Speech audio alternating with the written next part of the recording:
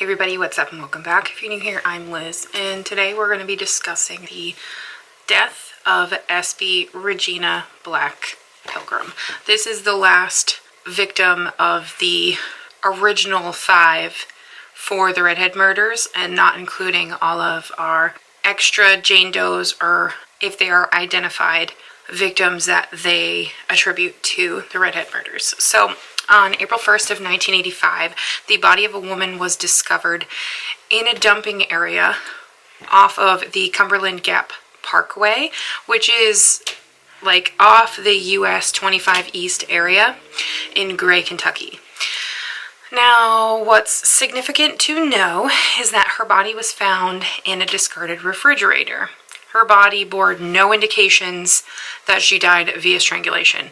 The only thing they could make out of this is that this refrigerator in particular that she was found in was an old Admiral model refrigerator with a decal on the door saying Superwoman.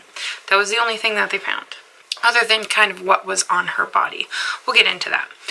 Now, they approximate she was about 4'9" to about 4'11" in height, so she was relatively small, and she was about 100 pounds. She was a very petite woman. Her hair was brown in the back and red in the front, and she bore a very freckled complexion. There was also signs that she had given birth at least once due to a scar on her abdomen, and she also had identifying marks as well. These identifying marks was a birthmark that was like on the back of her ankle, on her left ankle, a scar on her abdomen, which is related via childbirth, so a C-section or a cesarean section if you want to get very technical. And she also had a mole under each of her breasts and one on her neck. There was also jewelry that was found on her, and that consisted of a necklace that had 2 pendants fixed to it.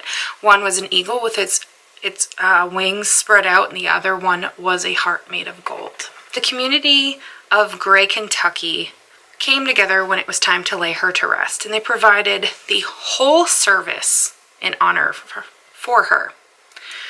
I have yet to see a community do something like they did for her. There was even local singers that came out and they sang in her memory, and local businessmen in the area that served as her pallbearers. To the community, she was known as the Redhead in the Fridge, which sounds like such a bad title, but they didn't know who she was. She was buried in Warfield Cemetery near Barberville. In her tombstone read, Unknown, April 1st, 1985. Now, I bet you're guessing. Obviously, I've already given her name. This set of remains would be identified. She would be identified, and these remains would belong to Espy Regina Black Pilgrim. Now, Espy was born on Christmas Day in 1956 in North Carolina, and at the time of her death, she was only 28 years old. Espy's name in particular is a very familial name because she's named after 2 of her grandmothers, Espy and Alice Regina. So that's where she gets her name, Espy Regina. She often went by her nickname Jeannie, so Jeannie from Regina. Her biological son, we're going to talk about 2 of her children, her son and her daughter. Her biological son, Kenny, waited for years for his DNA to match that of the Jane Doe or the Redhead in the Fridge. He waited years to indeed let him know that that was his mother. Unfortunately, Kenny would never find out in person because he was murdered in August of 2018, and this was right before she was identified. But obviously, like I mentioned, he wasn't her only child that was trying to figure out that that was her. Her daughter, Elizabeth Pilgrim, said that when her mom disappeared, she was less than 6 weeks old. And that in October of 2017, she found the case of the Redhead in the Fridge in Gray, Kentucky. And she was like, that's interesting. So she gave a DNA sample to the Kentucky State Police in order to identify this Jane Doe as her mother, Espy. So after Elizabeth gave her DNA, she was told that the testing would take a few months. That was until it was extended.